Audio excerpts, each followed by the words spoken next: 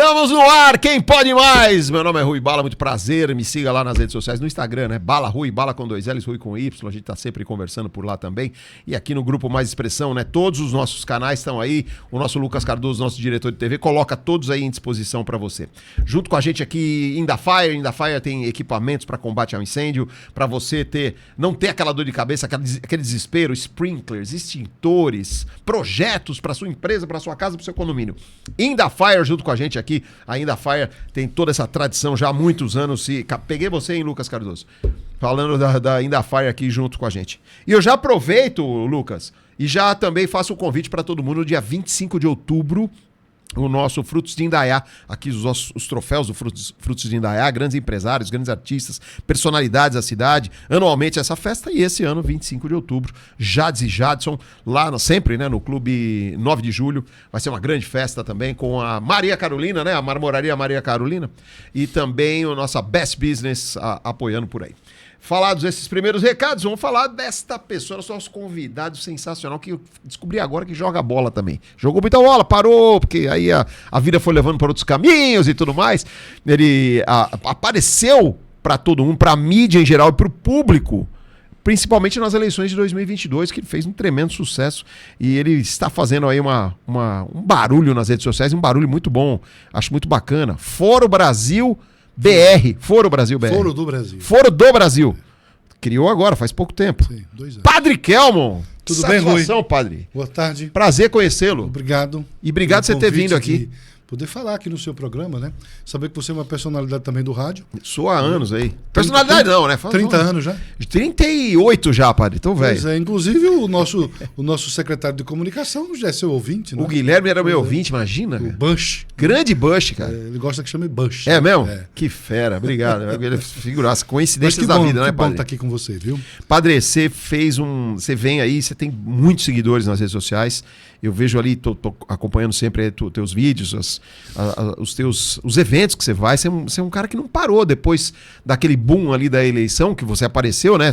Pra política, como candidato à presidência, né, padre? Você deu uma explodida no Brasil. É, né? exatamente isso. Depois de ganhar um pouquinho mais de visibilidade, então algumas pessoas, religiosos, pastores amigos meus, disseram: padre, o senhor não pode ficar sem fazer alguma coisa, o senhor precisa fazer alguma coisa também com essa visibilidade toda que o senhor ganhou para ajudar a sociedade. O que é que nós podemos fazer? E depois de algumas conversas, depois fomos rezar, orar, e surge a ideia de criarmos o Foro do Brasil. Né?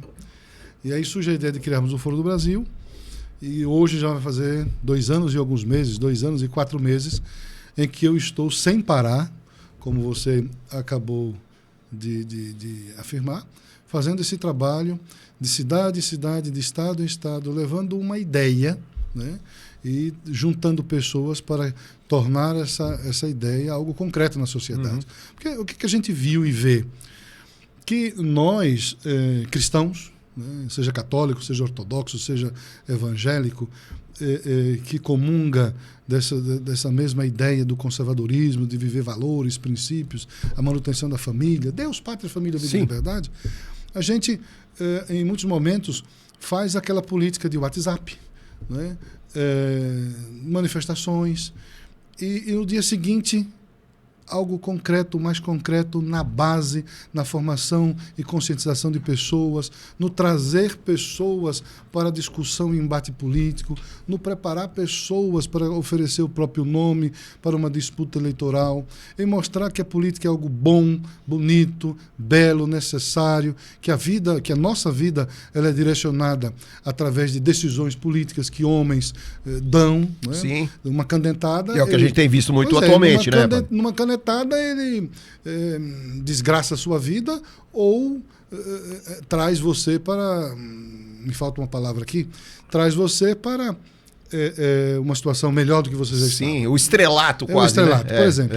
Então, pensando nisso, nós criamos o Foro do Brasil justamente para fazer esse contraponto a toda essa realidade tão ruim que a gente vive há mais de 40 anos, por um grupo aí que tem tentado desacreditar as soberanias, tem tentado dessacralizar, né, a presença de Deus na vida do homem, tentando destruir valores, tentando destruir a família. Então a gente resolveu se juntar para dizer o seguinte, olha, nós somos a maioria. Sim. Nós somos 84% da população cristã. Sim. Mas essa maioria também precisa se juntar, se unir para cuidar daquilo que é nosso. Né? E o que é nosso? Nós moramos num país chamado Brasil. E de quem é essa nação, de quem é esse país? De todos aqueles que vivem aqui. Mas uma minoria tenta dividir a sociedade entre pretos e brancos, entre ricos e pobres, segregando. E nós precisamos de um discurso, de uma prática, de um discurso e prática de mais unidade entre o povo. Né? Defendermos aquilo que é nosso, a nossa brasilidade, a nossa cultura judaico-cristã. E o Foro do Brasil nasce com essa finalidade. E nós fazemos isso, de construir as bases, de tratarmos bandeiras, de cuidarmos das minorias, né? E não só deixar isso solto na mão de outras ideologias que prejudicam mais ainda essa união que a gente precisa do povo brasileiro. Porque, no final das contas, todos nós somos brasileiros. Né? É verdade, padre, é verdade. Tem toda a razão isso aí. Perfeito. Pois é, e aí nós queremos defender o país para que todos possam viver bem, mas existe uma contaminação disseminada por uma certa ideologia, eu não quero nem citar o nome, Sim. todo mundo sabe, uma certa ideologia que desmotiva, muitas vezes tenta desmotivar a ação que nós queremos fazer, que é benéfica a todos. Né? E o outro se sente tão envenenado por essa tal ideologia que não percebe que o que nós estamos lutando e tentando fazer é para o bem dele também, que ele está sendo enganado e manipulado por uma ideologia, sendo massa de manobra. Né? E nós queremos fazer, então, o que como concreto? Conscientizar. Sim. Porque, padre, você, o Foro do Brasil, pô, me parece uma coisa sensacional, não fui a fundo assim para entender, mas só você me explicando aqui já deu para entender que é um negócio que vai realmente mexer bastante. Eu acredito que tem que mexer, eu até brinquei aqui fora do ar, falei, pô, vamos bombar isso aí, precisa de muita gente. Mas agora, vamos bombar mesmo. Vai bombar, precisamos de muitos seguidores, eu acho importante. Eu tô pensando em Brasil. Agora, essa história que a gente vem acompanhando agora, o padre, a gente que tá aí, que é brasileiro, que é cristão, eu sou o cara cristão desde sempre, defendo os valores da família e tudo mais. É fácil para um grupo ou para uma determinada situação desmotivar todo mundo fazendo justamente o que você falou, padre, dividindo. Polarizando. A gente aprende, você que está assistindo a gente aí, não importa a religião, o que você aprende? Que nós somos todos iguais. E é o que a gente não vem sentindo isso politicamente falando. Não tem essa de somos todos iguais. Existe uma diferença. E os caras estão fazendo isso em prol deles, vamos dizer. Eu estou falando dos caras porque, enfim, a gente sabe o que é. E as pessoas que estão ouvindo também sabem. Sabe que estão entendendo o que a gente está dizendo. E você, padre, você teve no olho do furacão nas eleições. Você sentiu isso aí na pele. Exato. Né? Você foi muito massacrado ali. Eu realmente defendia bastante. Falei, pô, que sacanagem. Pô, o padre tem tanta ideia bacana, tá ali, tá defendendo uma situação. Enfim... e a gente acabou de ver, não sei quando você vai assistir isso, pô, a história toda que aconteceu de ontem para hoje com o Bolsonaro, com o filho dele, com o Malafaia, pessoas que defendem justamente isso. Foi ontem. E é uma coisa assim, totalmente sem nexo as coisas vêm acontecendo. Então essa divisão tem sido maléfica demais para o Brasil, padre. O Foro do Brasil e você, com a sua história, com tudo isso que você vem fazendo, estão tentando resgatar isso aí, né? Trazer essa união que a gente precisa. A brasilidade, né? Não é? Somos todos brasileiros, moramos num único país e a gente pode dizer que isso aqui é uma nossa casa comum. Né? E se os cômodos, vamos usar essa analogia, se os cômodos da nossa casa comum está em desordem, ou a cozinha está na sala e a sala está na cozinha, é preciso que a gente se junte para tentar organizar tudo isso. Né? Essa bagunça que está aí, a bagunça que eu falo, é toda essa interferência de um poder sobre outro poder. Cada um deveria cuidar daquilo que compete à sua função, né? Executivo no executivo, judiciário no judiciário, legislativo no legislativo, para que não crie essa instabilidade que nós estamos vivendo na sociedade de hoje. Né? E aí, essa instabilidade só traz prejuízos para o nosso povo, para o nosso país. Inclusive, até eu achei interessante, um homem aqui, acho que foi em Americana, fazendo uma visita, disse, padre, olha, está tão instável a situação que até os casamentos estão sendo adiados, porque não se sabe o que virá. É verdade. Se teremos dinheiro, se não teremos dinheiro. Quer dizer, é o reflexo do que está acontecendo em Brasília. Vai atingir aquele que mora lá no interior do estado do Amapá, do Macapá, por exemplo. Então, isso é ruim para a sociedade. Né? Nós queremos... Por isso a gente acredita que boas pessoas, com boas intenções e com bons princípios, com valores, né, participem da política. Sim. Estejam disponíveis para fazer a transformação da sociedade acontecer. Porque não existe espaço vazio, espaço vago de poder. Sim. Vai ser ocupado por alguém. Sim, alguém vai ter que estar lá. E quem será esse alguém? É verdade. Alguém que quer, de fato, o benefício da coletividade? Ou alguém que quer manipular... Isso, que pense em grupos, né? Que, esse grupo aqui, esse aqui, eu vou ajudar. A gente vê a imprensa, enfim, a imprensa tá demais, enfim, mas já vamos falar sobre isso. Vamos dar uma aliviada só, padre? Agora eu queria falar de um assunto Fica à vontade. Você me toca também, né? Eu preciso me solidarizar com ele. Você falou aí do Silas Malafaia. Sim. Né? Então, eu fico... Não é temeroso, mas eu fico assim, tanto apreensivo até onde vamos chegar. Né? Porque... nós já vimos esse filme. Se você que nos ouve fizer uma pesquisa nas redes sociais, pesquise aí no Google sobre Daniel Ortega e Nicarágua. E vocês verão o que aconteceu e acontece na Nicarágua. Há pouco tempo. Né? Bispo foi preso, pastores foram presos, freiras, comunidades religiosas foram expulsas de lá. Então, uma perseguição aos religiosos que acontecia ali na Nicarágua. Né? E a Nicarágua nós sabemos que é um país socialista, de viés socialista, de esquerda. E aí se repete isso em outras nações, né? Se repete isso na Venezuela, se repete isso em Cuba, onde esta perseguição aos opositores desse pensamento ideológico de esquerda sofre na pele. Quando é leigo, o político se torna um preso político.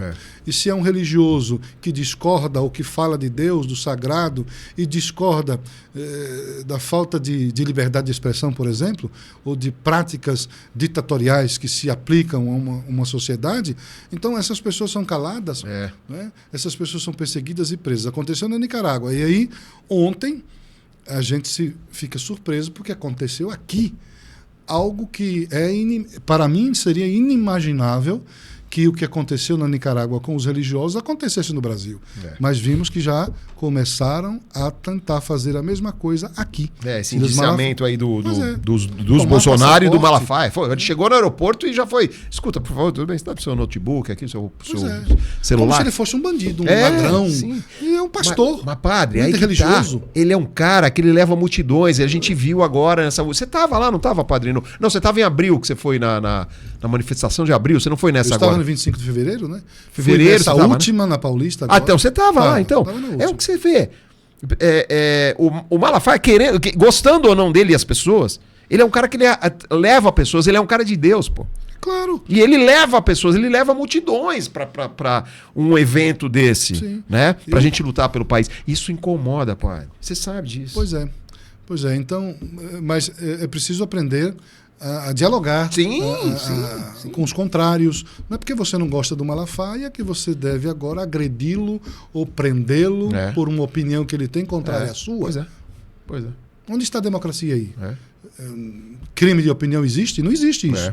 Então querem tornar, querem calar, a verdade é essa. Querem fazer isso. Botar uma tarja na boca de todos aqueles que pensam diferente do regime que está aí. Isso já foi visto em outros países. O padre, você pegou essa vinda aí, como eu falo, estou citando sempre essa história porque você se destacou muito nos debates, né?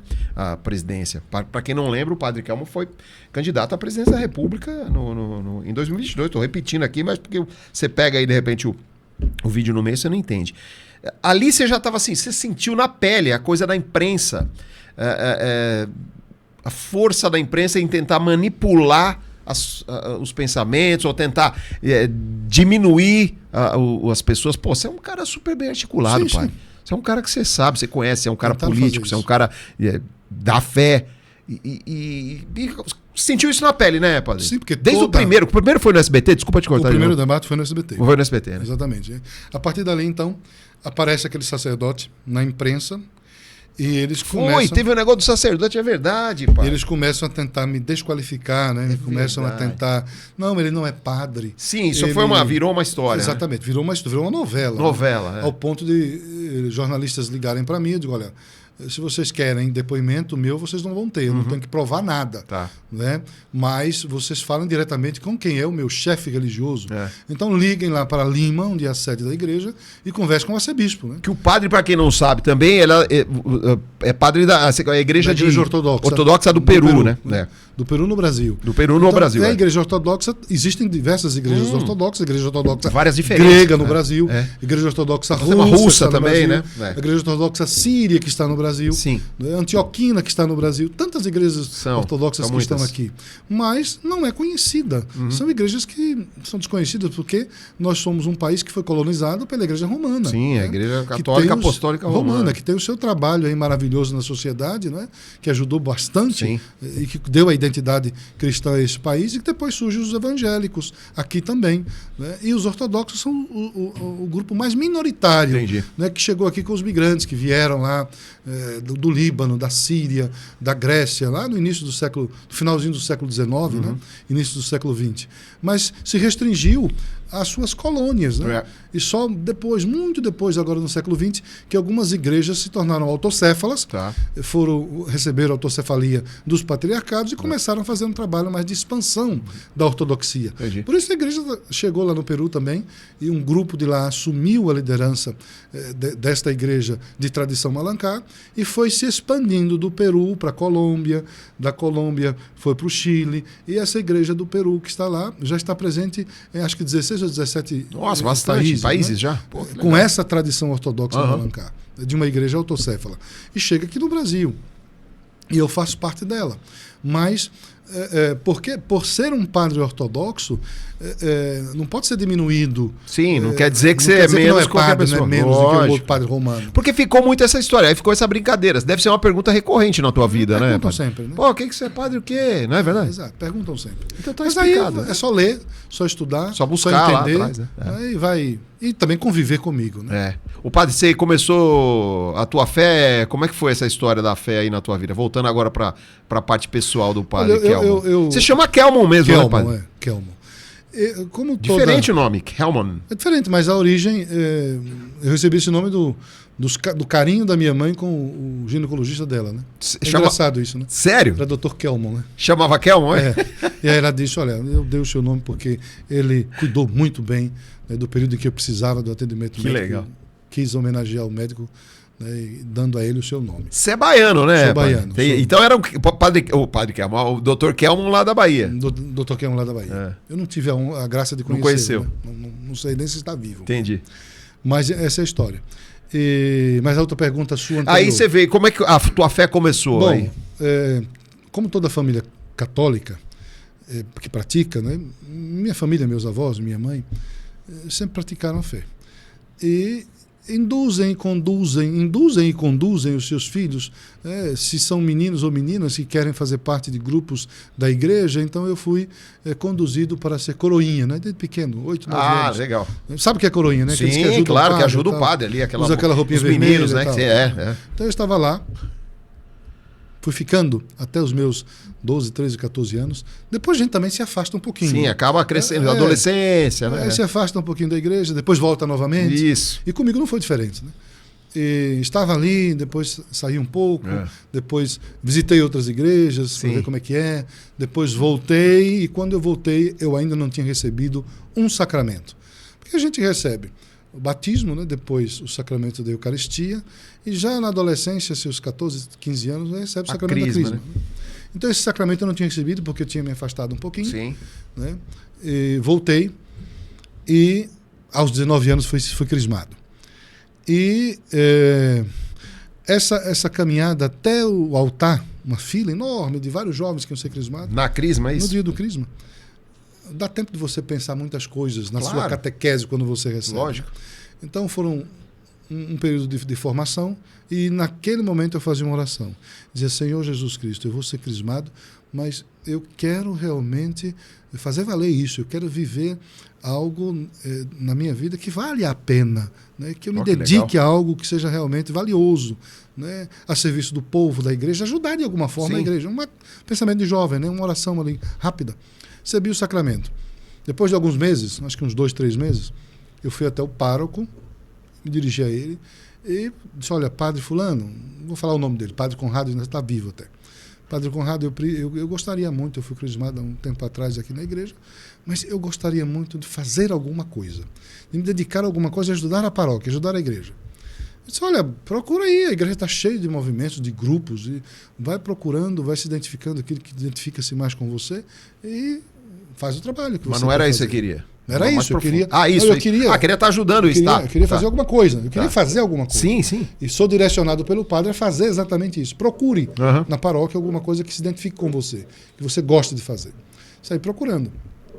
E aí encontrei, fui naquele grupo, mas encontrei na Legião de Maria, não sei se você já ouviu falar. Não. Encontrei na Legião de Maria ao que me identificava, que era aquele momento mais de leitura bíblica entre pessoas, né? De visita a famílias, de visita 2 a 2 a velhinhos, a asilos, a cuidar de pessoas, né? Estar atento às necessidades uns dos outros, ajudar pessoas. E comecei a minha experiência ali, fazendo isso. Depois fui convidado a formar neste movimento, trazer para esse movimento jovens, porque só existia pessoas mais de idade. Sim. Apesar de eu ser jovem, me identifiquei muito com aquela espiritualidade. E fui com a tarefa de conquistar pessoas mais jovens para formar um grupo de jovens nessa espiritualidade. Tá. E assim nós fizemos. Fui saindo aí buscando aqueles que estavam desgarrados, como eu também fiquei um tempo distante. Então, tive essa experiência do distanciamento, depois da aproximação e antes, quando criança, da valorização de tudo aquilo, né, do querer aquilo. E juntei tudo isso na minha cabeça e disse: eu vou buscar também aqueles que precisam fazer essa experiência, que vivam essa experiência como eu estou vivendo aqui. Que legal. E sair buscando essa juventude. E acredite, nós depois de um tempo, nós éramos mais de 50 jovens nesse movimento. Eu estava à frente disso e o padre da cidade observando e soltando a corda, né? Deixando fazer. Vai lá, e observando. E o grupo jovem cresceu, depois ele permitiu que esse grupo não era essas vias legais, mas ele permitiu... Isso que cidade foi, padre? Lá no interior da Bahia. Tá. E aí ele permitiu que a participação dos jovens nesse grupo, com assiduidade, né, com comprometimento, porque era um grupo que não só se reunia para uma reunião normal como jovens, de 1h30 no domingo no salão paroquial. Nós fazíamos muito mais. Nós tínhamos essas reuniões normais de 1h30, 2 horas no salão paroquial no domingo, mas na segunda, na terça, na quarta, na quinta e na sexta, nós tínhamos atividades, né? Então nós saíamos para evangelizar nas comunidades, nas famílias, como você falou. E os jovens iam, violão, né, timbal, e fazíamos nas casas sempre uma festinha no final, com comidas, com café e tal. E, enfim, fazíamos um trabalho de evangelização. Era bom para o jovem e era bom para quem recebia, né? E o padre observou isso e disse: isso aí está muito bem, porque o jovem começou a frequentar as missas também no domingo e permanecia aos domingos, aquele mesmo grupo. 40, 50 jovens, imagine. Era diferente, não era? Então o padre disse o seguinte: olha, vê aí nesse grupo quem não tem os sacramentos. E vamos fazer uma catequese aí com esse pessoal. A frequência e a participação e a dedicação destes jovens vai garantir que eles recebam os sacramentos. Eu vou lhe passando instruções mais direcionadas sobre o sacramento, e você faz tudo isso, mais ainda essas instruções que eu vou passar. E assim foi feito, e teve um momento que foram crismados mais de 20 jovens de uma vez só, né? Receberam a primeira comunhão, jovens adultos, 19, 20, 21, 25 anos. Sim. Né?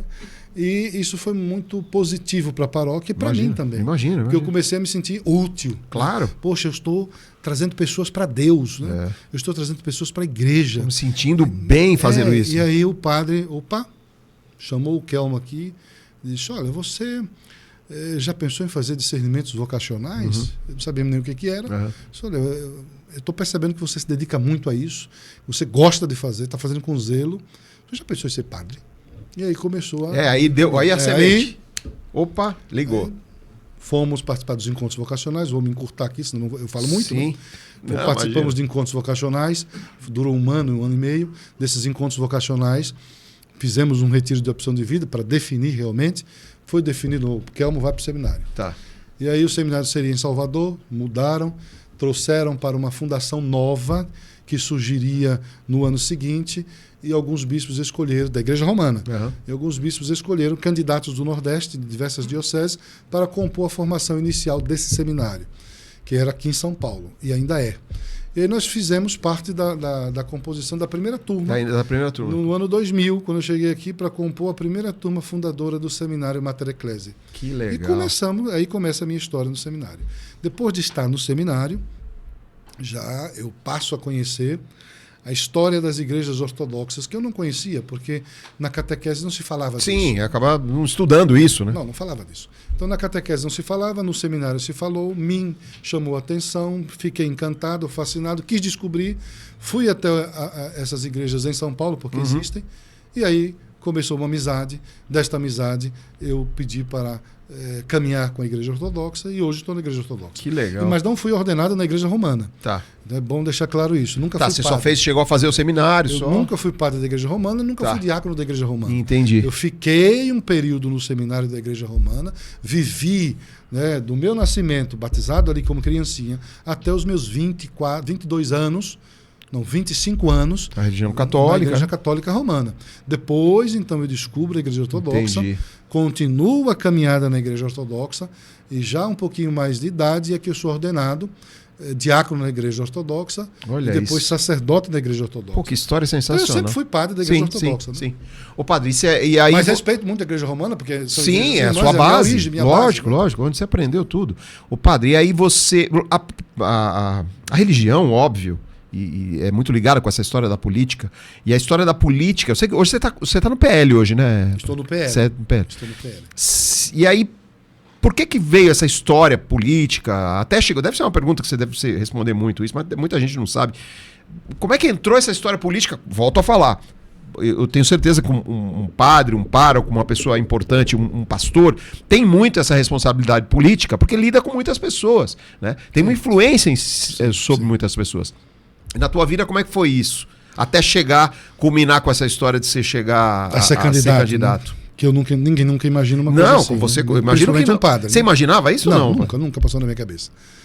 Isso foi justamente por ser padre. Né? Por quê? Eu estava numa missão ortodoxa. A missão é um grupo que não é paróquia, não é comunidade. É um projetinho que vai embrionário para semear a semente da ortodoxia até virar uma comunidade, depois construir uma paróquia. Isso numa ilha, lá na Bahia, próximo à capital, próximo a Salvador, em 2019. E houve um evento em Brasília, eu fui convidado, era um evento de vários pastores cristãos de diversos segmentos religiosos, eu tinha sido convidado para participar. Neste evento eu conheci uma pessoa, também um baiano, que pegou o número do meu telefone e nós ficamos amigos. Ficamos conhecidos, depois fomos construindo uma amizade. Em um determinado momento, ele me ligou e disse: ô padre, eu tenho um amigo, que um dia o senhor vai conhecer, que está doente. E o senhor é o único padre que eu conheço, que eu tenho acesso. Então eu tenho o seu telefone, te liguei para lhe pedir o seguinte: o senhor poderia gravar um vídeo, orar por ele em vídeo, porque eu quero mandar para ele. Sim. Né? Nós não moramos na mesma cidade, está distante, então eu quero que o senhor faça uma oração por ele, né? E fale algumas palavras também de incentivo, claro, de esperança. E assim eu fiz. Mandei esse vídeo, sem saber para quem era. Depois, eu recebo uma ligação, né, algumas semanas depois, de um homem se identificando e dizendo que queria conversar, queria conhecer, falar com o padre Kelmo. Perguntou: eu gostaria de falar com o padre Kelmo. Se o telefone é dele? Eu digo: sim, é o padre Kelmo. Quem está falando? Roberto Jefferson. Nossa, aí que Jefferson. Entra o Roberto Jefferson na sua vida. Desta forma, né? Que loucura. O Roberto Jefferson, a gente sabe quem é Roberto Jefferson. Sim. E aí A gente começou a conversar e ele agradeceu, foi muito gentil, foi muito generoso, né? Agradeceu a oração, olha, eu estava doente, padre, muito obrigado, o senhor não me conhece, o senhor fez uma oração por mim, o senhor falou tantas coisas, isso me chamou a atenção e eu queria conhecê-lo pessoalmente, para lhe agradecer e dar um abraço. Claro. Eu achei muito nobre da parte dele aquilo. Mas eu tentei afastá-lo, né? Sim. Eu disse, olha, não, aqui é muito longe, o senhor mora no Rio, eu moro na Bahia, eu moro num lugar que está mais ou menos parecido com o século XVIII, né? Você não tem como chegar vai aqui. Chegar, né? Não tem carro, é barco, difícil. Os barquinhos são pequenininhos, a maré. Eu comecei a criar. A maré, às vezes, é um problema. Tipo, não venha, né? Não tem um atracadouro, mas tem coisa que era verdade. Não tem atracadouro. Né? Não que eu falei mentira, eu aumentei um pouquinho. Você dá uma exagerada. Aqui não tem atracadouro e não tinha mesmo.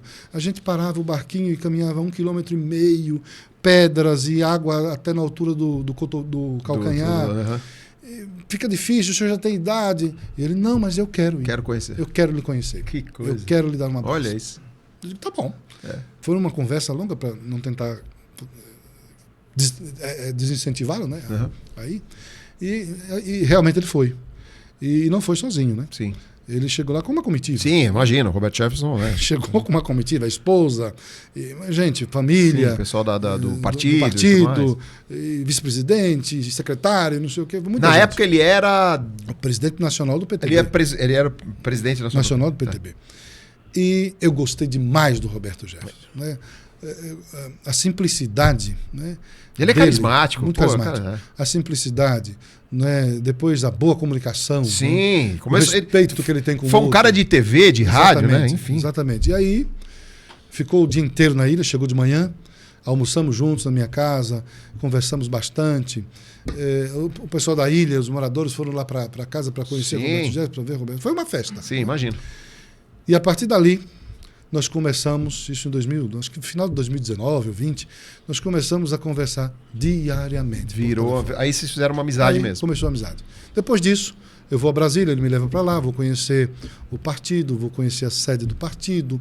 Ele queria que eu conhecesse a família dele. Eu fui ao Rio de Janeiro. Ele queria que eu conhecesse, não sei porquê, mas queria que eu... Claro. Entrosamento, né? E em 2022, nós já tínhamos percorrido um caminho de amizade, né? Já estávamos fazendo um trabalho interno no partido, ele me pediu essas ajudas e estávamos fazendo isso. Então eu recebo um convite, eu estava em Recife, fazendo um trabalho do próprio partido, né, internamente, e recebo uma ligação de que Roberto Jefferson seria candidato à presidência da República, naquele mesmo ano, 2022. Sim. E eu achei maravilhoso aquilo, parabenizei e tal, mas eu escutei do outro lado quando eu perguntei quem seria o vice. A resposta foi, você. Aí eu, né, como assim você? Né? E aí tentei também. Não. Oh, veja bem. Não. Tinha umas pessoas do meu lado ouvindo, né? Eu pus no Viva Voz. Né? E as pessoas faziam, aceite. Não aceite. Não perde tempo. Mas para mim é demais aquilo. Sim. E aí depois ele me disse tantas coisas que eu não vou dizer aqui. E terminei aceitando. Muito bem. Aí começamos a construir isso. A parte burocrática toda. Né? Documentação, aquela coisa toda. Inicia as organizações do lançamento da campanha. Isso foi em São Paulo. Aí tinha um problema. Roberto Jefferson está com tornozeleira, está preso. Como vai ser essa campanha, presidente? O senhor está de tornozeleira, está em prisão domiciliar. Não, o senhor vai ser meu porta-voz, o senhor é o vice. Vai no meu lugar e fala lá. E disse assim, o senhor vai ser meu porta-voz, não sei se isso seria possível, mas era o que ele me dizia. O senhor vai ser o vice. E eu vou participar dos debates. Eu vou tentar ver com os advogados se é possível participar dos debates. Eu quero participar dos debates como candidato. Né? E o senhor vai fazer a abertura da campanha sem minha presença, porque eu estou em prisão domiciliar. Mas o senhor vai me representar, vamos mandar fazer uns banners com a minha imagem, a sua do meu lado, e assim foi feito. O lançamento da campanha foi esqueci o nome do evento, do local em São Paulo, Teatro Nacional, alguma coisa assim. E lá,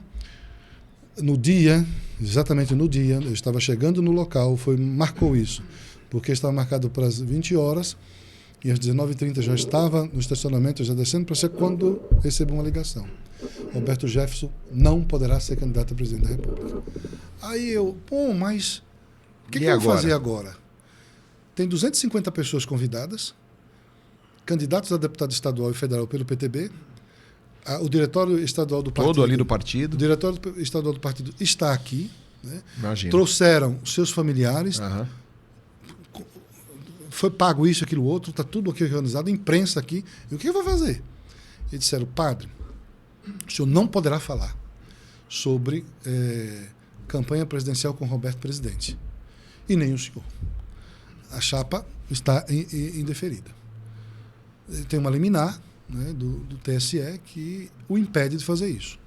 Eu digo, bom, mas o que é que eu vou fazer com essas pessoas? Não, simplesmente o senhor vai, assume, não fala em campanha presidencial, mas acolhe os deputados. Tá. Né?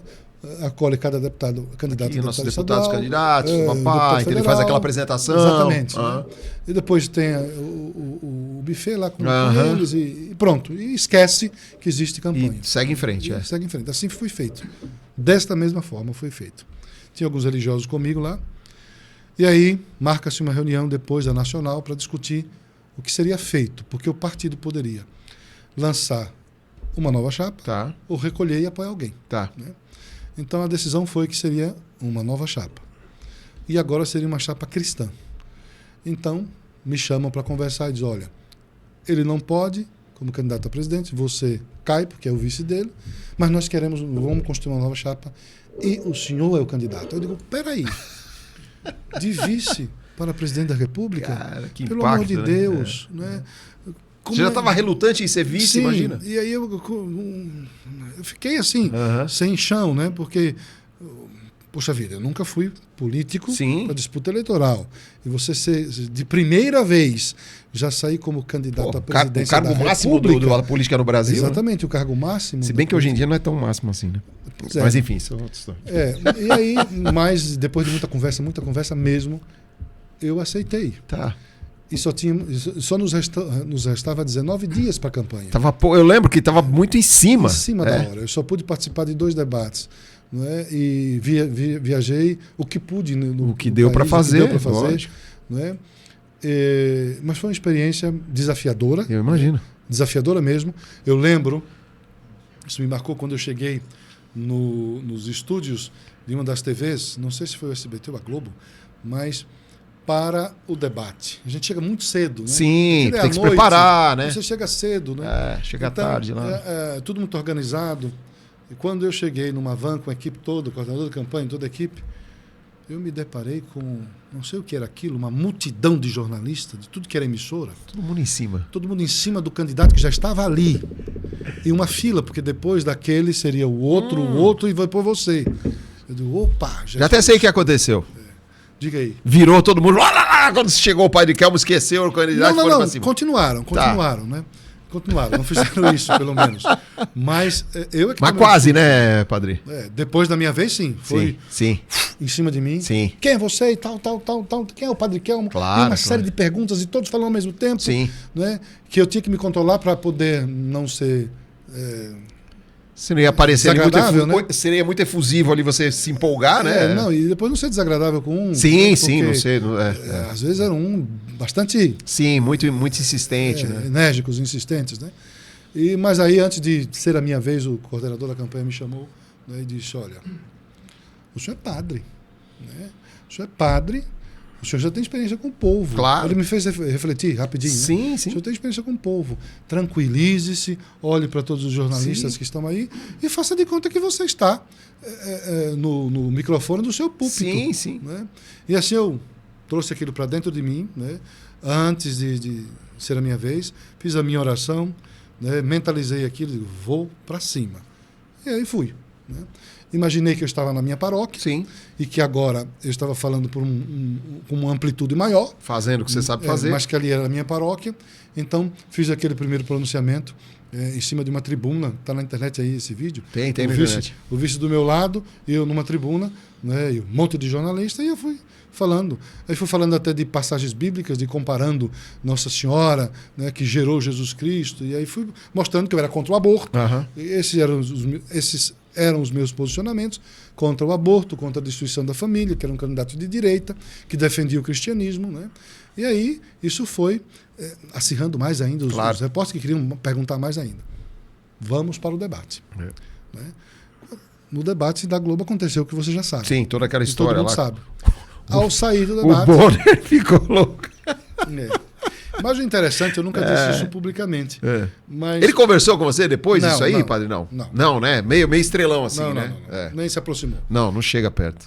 Mas ele puxava muito o saco do Lula, né? Sim, muito. Ele estava dando mais prioridade a ele. Com certeza.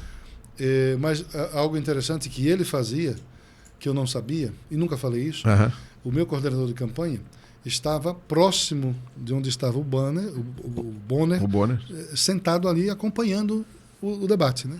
Porque fica uma plateia. Sim, fica uma galera ali. Né? Exato. E ele dizia, padre, eu ria quando você começou a discutir com o Lula no debate, ria da cena que eu via com mais duas pessoas do Bonner aqui atrás do púlpito, nervoso com seu enlouquecido com os questionamentos que você fez. Nervoso, né? e chutando o púlpito onde ele estava, chutando e nervoso em tempo de explodir ali. Entendi. Né? Então, foi uma experiência para mim desafiadora, mas ao mesmo tempo de crescimento. Claro. De visão política ampliada. Claro. Né?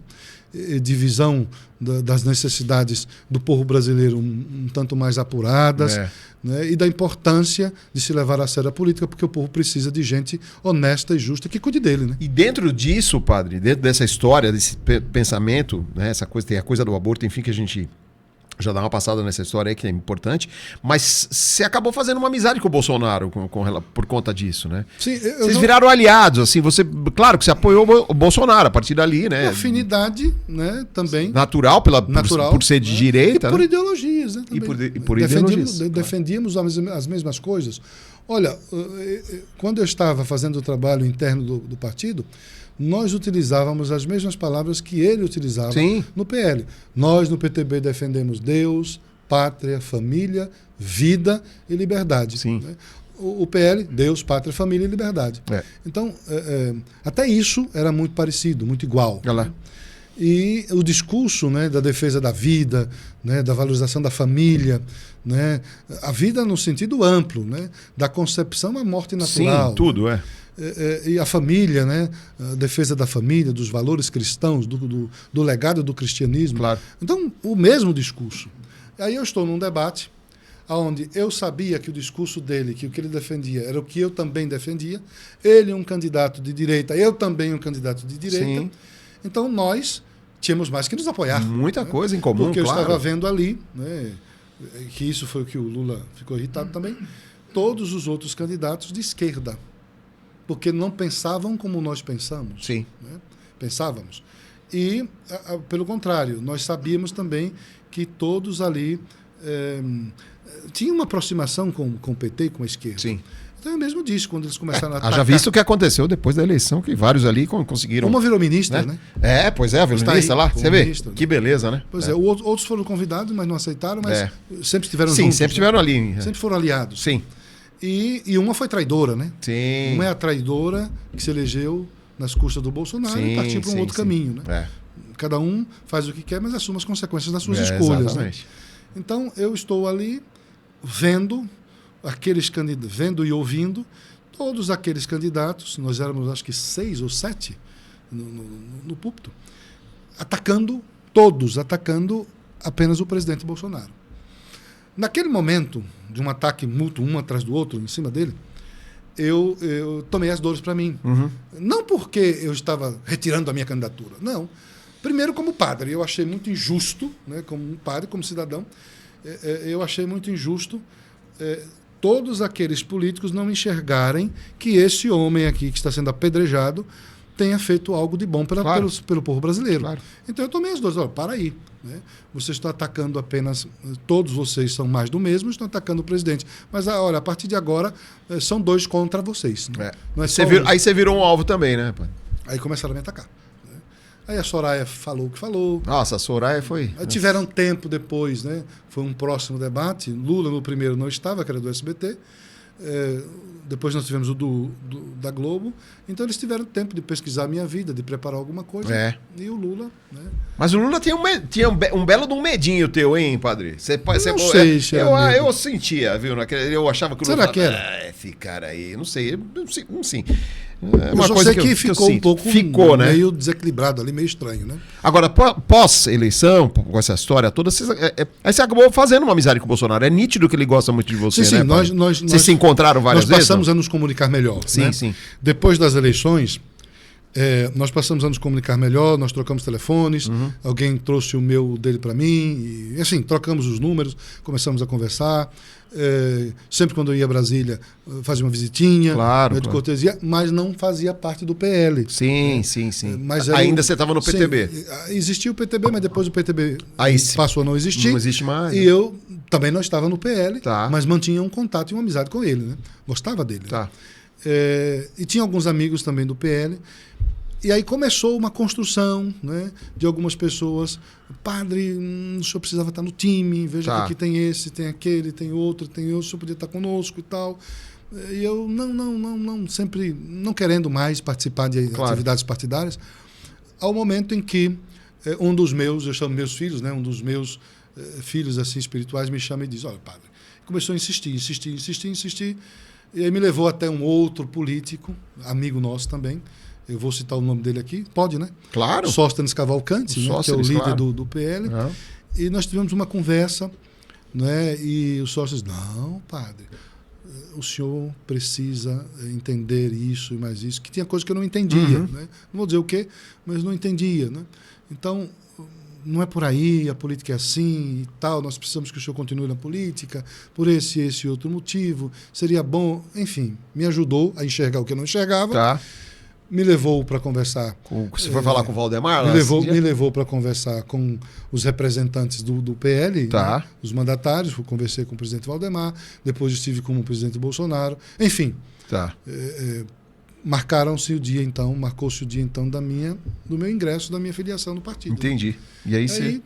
Segui. Agora está em frente. E aí estamos juntos, né? Estou bem onde eu estou. Padre, estamos já partindo para os finalmente aqui do nosso papo. Pô, o papo é excelente, você falou tanta coisa legal, mas a gente está num momento difícil, falamos sobre isso, é óbvio, é nítido isso, né, que a gente vem vivendo, e estamos aí à beira de uma eleição, muita gente já fazendo campanha, né?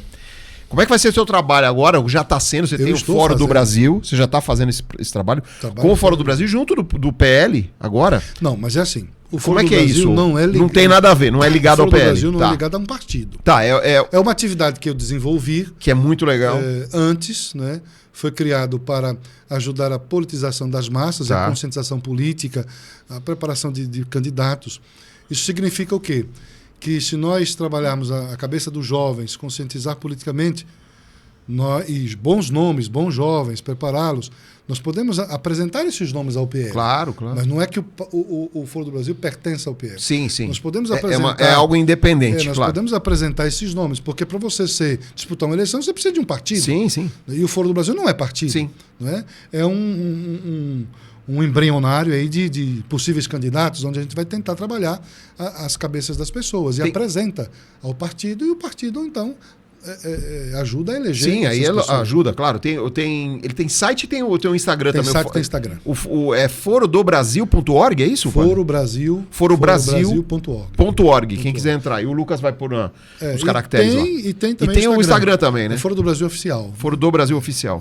Lá dá para você conhecer um pouco do trabalho. Um pouco não, você vai conhecer bem o trabalho se você entrar. O site é muito bacana.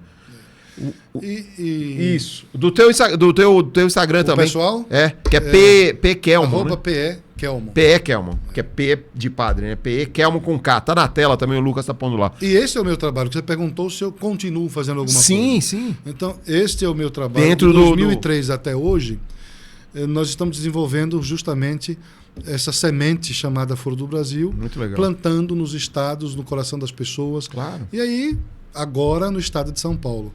Começamos em maio, né, visitando municípios, falando do Foro do Brasil, tentando encontrar pessoas que comunguem dessas mesmas ideias. Parceiros, né, gente que queira apoiar e fazer parte. Claro. E hoje foi a vez aqui dessa região toda. Né? Indaiatuba, região toda aqui. É porque aí eu tenho que falar de Americana, que eu estive lá. Não, em Indaiatuba tem a grande Indaiatuba. Sabe como é que é, padre? Me explica aí. Que eu tô grande Indaiatuba é Sorocaba, Itu, Salto. Só não entra Campinas. Sim, entendi. Os caras vão ficar bravos comigo. Então estamos aqui em Indaiatuba hoje, passamos o dia, né? Sim, Nós chegamos aqui cedo, fomos para uma primeira entrevista, depois reunimos agora à tarde com um grupo de pessoas, uma reunião maravilhosa. Né? Pessoas... Aqui é uma cidade politicamente muito forte, você percebeu, né? E o que mais me chamou a atenção, e eu agradeço aqui publicamente a essas pessoas que estiveram nessa nossa reunião, é que a reunião foi 3 horas da tarde. Entendi. Né?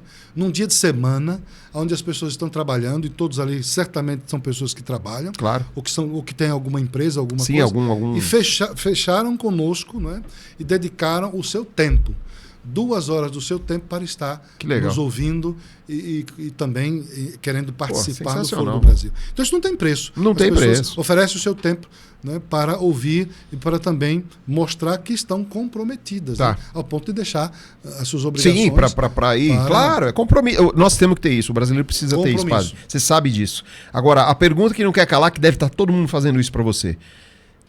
O que você vai se envolver politicamente com essa eleição aí? Você vai sair candidato, padre, ou não? Eu estou envolvido desde 2022. Não, mas como candidato. Não vem não, padre. Eu sei que você tá. Você é uma pessoa fantástica. Aliás, eu estou muito feliz de ter conhecido você, porque eu te admirava, eu conversando com a minha esposa antes, falei, pô, o padre Calma, minha esposa, pô, ele é um cara bacana. Eu falei, pô, vamos ver, deve ser legal mesmo. E agora eu tô confirmando que é um cara muito bacana. Que bom que você tá com essa impressão boa de mim, né? Não é? Isso sensacional. Qualquer dia vai jogar bola lá com a gente também na nossa Soccer Experience. Eu não sei se eu consigo mais não, viu? É? Porque depois de 20 anos sem jogar... com a barriga que já está acentuada, né? Fora de forma, acho que eu tenho que fazer uma experiência primeiro para depois partir para um... Padre, dos 17 aos 70 dá para jogar. O Lucas vai colocar na tela para quem quiser fazer igual o padre. Soccer Experience em Indaiatuba. Você vai treinar futebol como você nunca me imaginou. Você fala, pô, mas peraí. E os nossos professores, que eu sou um deles, a gente ajuda... Você, cara, eu tô mesmo os gordinhos? Qualquer um, não tem essa não. A ideia é essa, é condicionamento físico, melhora na mentalidade e o sono, então... Tomara que volte o sono. O sono melhora, que é uma beleza. Pra quem já está tantos dias sem dormir, né? Guilhermão vai lá, vai experimentar semana que vem. Leva o Bush também, né? O Bush vai. Vai junto, com certeza. Mas então... Ô, padre, então não tem nada de candidatura? Não, porque, veja bem, eu estou... Foro do Brasil. Desde 2022 na política. Sim. Isso Estou você não vai sair. Trabalhando em 2023, 2024, 2025. Sei. Foro do Brasil. Continuarei fazendo esse trabalho. Porque a meta são as 26 unidades da Federação e do Distrito Federal. Claro. Fechar aí o Foro do Brasil no país todo. Lógico. Então tem muito trabalho aí pela frente. Tem muito trabalho. Só que, no meio do caminho desse trabalho de implantação do Foro do Brasil, tem uma eleição. Entendi. Pensei que você ia falar no meio do caminho tem uma pedra. Não é uma pedra. No meio do caminho... Tem várias pedras, né, padre? No meio do caminho de 23 até o que a gente pensava, até 27, 28, implantar no país todo, tem uma eleição. Sim. E aí eu estou filiado a um partido. Aí é o seguinte, se eu estou filiado a um partido, e como é uma personalidade assim que teve uma notoriedade e tem uma certa bagagem política que adquiriu, talvez o partido então diga para mim, olha, padre Kelmo, nós queremos o senhor envolvido nas eleições de 26. E aí o que eu vou responder? Se o partido disser isso para mim, eu como obediente que sou, e um soldado comprometido na onde eu coloco o meu nome, eu terei que obedecer àqueles que me convidarem para uma possível disputa eleitoral em 26. Afinal de contas, quantos mil votos? 80 e tantos mil? Quase 90 mil votos, não? Um pouquinho, né?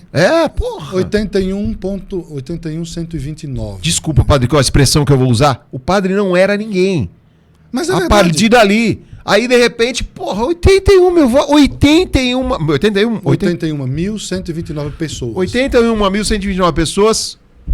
Fala, pô, legal. Vou acreditar. Esse padre é bacana. Eu conheci então isso não pode ser jogado fora e eu sei que você não está jogando, padre. Esse trabalho. Trabalhando no é isso, cara. É justamente para agradecer. isso. A esses 81.129 pessoas que acreditaram na gente. É isso. E aí nós criamos o Foro do Brasil e aí fazemos todo esse trabalho no país inteiro em agradecimento a esses brasileiros e fazendo por esses e por outros. Claro. Né? E aí eu digo para você, se estou filiado a um partido e o partido me convida para disputar uma eleição, eu não posso negar. Você não pode negar. Não pode negar. Porque eu vou desrespeitar também aqueles que acreditaram em mim, esses 81 mil brasileiros. E que outros podem também passar a acreditar. Não é? E aí você vai voltar. Agora eu vou falar duas situações. Você vai voltar também, você não vai ser fiel com Um cara que foi lá atrás de você, que é o Roberto Jefferson. Meu amigo. E principalmente Deus. Exatamente. Você tem esse dom, padre? Você tem que usar de alguma maneira, você está usando, cara. Parabéns. Exatamente isso. Porque o que a gente vê de gente, eu não estou falando só padre, não, porque os caras, senão os padres, tá cheio de padre bacana aqui em Indaiatuba, a região nossa aqui. Se você tem um dom, você tem um chamado, você tem que ir. E você tem que ajudar as pessoas, é isso que é o importante. O problema do ser humano, um deles, entre tantos, é isso. É não querer ajudar. Eu quero ferrar. Eu quero ferrar. O que a gente tem visto muito hoje em dia no Brasil, sem citar nomes. Mas sabe, Rui... Sem citar nomes. Rui Bala, né? Rui Bala. Você... Sem citar nomes. Eu tô vendo aí. Tá difícil, tá difícil. Aquele careca. Você tá seguindo o modelinho. A referência do careca é terrível. Pois é. Mas então, pai, desculpa. Você falou algo que... tomara que os meus seguidores, ou alguns que chegam na minha página, escrevem isso, para que entendam melhor. Se você tem o dom, então siga em frente. Não é? Nesse caminho que Deus está lhe chamando a fazer. E aí algumas pessoas, tanto nas redes sociais ou até próximo de conversa, e dizem assim, mas padre, né, você não acha que o padre deveria ficar quietinho só lá na sacristia, na igreja? Tem muito isso, né? Dizem isso. Por que o senhor está se envolvendo com política? Não é o seu lugar. Não põe a mão no vespeiro. Não põe a mão aí. Aí eu digo para essas pessoas, e aí eu digo, você pare para pensar, ver se eu tenho razão. Hoje não existe, nunca existiu espaço vazio de poder. É preciso ser preenchido. Eu repito, nas igrejas, sejam elas qualquer igreja cristã, o pastor, o padre, ele trabalha para salvar as almas. Essa é a finalidade principal nossa. Isso. Salvação das almas. Né? Mas nós ainda estamos vivendo neste mundo. Nós não fomos ainda para a eternidade. Enquanto estamos nesse mundo, as pessoas precisam viver bem, viver em lugares harmoniosos, viver em lugares que lhe tragam felicidade. E aí nós precisamos fazer com que a nossa sociedade proporcione isso. Se a gente deixar os espaços de vazio, os espaços de poder conduzidos por pessoas que não pensam assim, vai trazer para essas pessoas que ainda vivem aqui, que somos nós, insatisfação, insegurança, medo, violência, morte, fome, miséria. Que é isso que nós estamos vendo em outros países, de gente ruim que assumiu o lugar das pessoas boas que deveriam assumir, conduzindo as nações. Então, por isso que eu me envolvi e por isso que eu digo que a religião e a política devem dialogar, fé e política se dialogam, juntas. Tem que se juntar, porque é na religião que a gente também pratica a nossa fé e é ali que a gente também prepara pessoas, né? Ajuda a pessoa a se desenvolver no seu caráter, desenvolver nos seus valores, nos seus princípios, na prática da virtude. E essas pessoas que têm práticas de virtudes, que vivenciam isso no dia a dia do cristianismo, por que essas pessoas não podem ocupar os espaços de poder e se tornarem políticos virtuosos, né? Políticos apaixonados pelo país, políticos que de fato querem fazer a diferença, políticos que querem cuidar de fato e de verdade do bem-estar do outro. Se a gente prega isso nos púlpitos, por que os nossos fiéis, né, não podem também assumir mandatos e fazer com que, de fato, as pessoas possam se sentir seguras e representadas com políticos que, de fato, amam o que fazem por amor e por servir e por querer deixar um legado positivo para a sociedade. Sensacional. Os cristãos precisam fazer isso. É isso. Né? Porque os comunistas fazem para eles. Os comunistas fazem para o pequeno grupo deter o poder, os socialistas, e a massa ser manipulada e viver na miséria e na pobreza. É verdade. É o que está acontecendo na Venezuela, que é o que acontece há 60 anos em Cuba. Sim. Né? Uma minoria tomou conta do poder e manipula e subjuga a sociedade toda cubana, que eles estão parados no tempo, vivem como se estivesse em 1950. O padre, é que essa história agora que estourou esses dias, o negócio do Mais Médicos, pô, tá, um negócio evidente ali. As pessoas, eu fui com a minha filha numa situação de um médico cubano também. Sabe, infelizmente, eram pessoas totalmente incapacitadas. Não estou dizendo que todos eram, mas o que a gente foi era um cara incapacitado. Ele não poderia fazer o que ele estava fazendo, até porque era praticamente um trabalho escravo. A gente viu isso, a imprensa inteira divulgou, quer dizer, a imprensa que a gente conhece, que quer divulgar as verdades, enfim. Padre, sensacional. Tudo isso que eu te falei, Rui, é o ideal do Foro do Brasil. São só as ideias do Foro do Brasil. Sensacional. Formar gente para cuidar, de fato, para ser verdadeiro, para fazer política de verdade, para servir como tem que ser feito na política. Não é utopia. Lógico. É possível fazer? Nós temos tantas não é utopia, não. Isso é real, é pôr a mão na massa. É só o cristão, de fato, querer fazer a diferença. E os homens pensarem uns nos outros.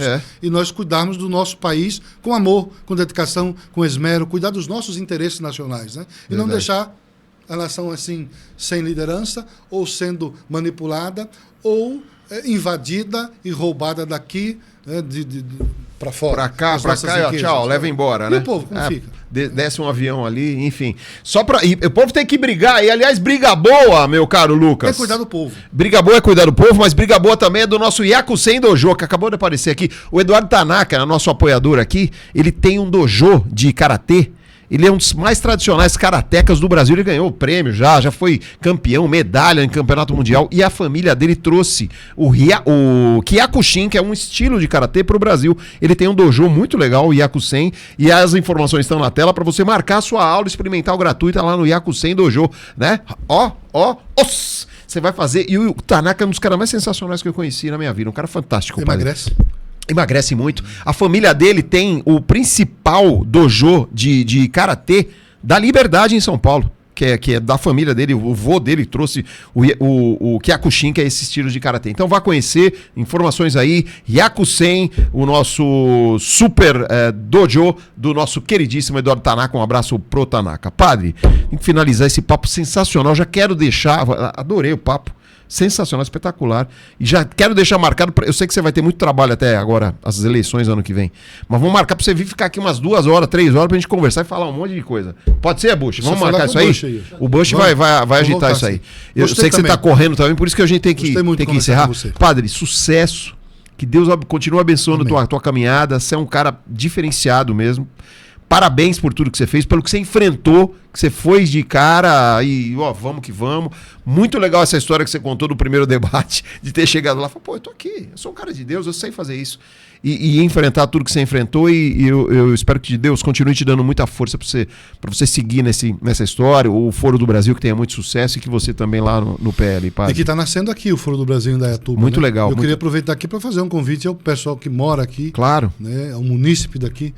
Se você quiser conhecer e fazer parte do Foro do Brasil, você que é cristão, né, independente do qual credo, procure aqui, pode falar o nome dele? Pode. Procure aqui o Nunes. Grande Nunes, O Nunes eu acho que é conhecido aqui por todo mundo. Viu? O Nunes é uma figura, hein? Então, o Nunes é o nosso presidente do Diretório Municipal do Foro do Brasil de Indaiatuba.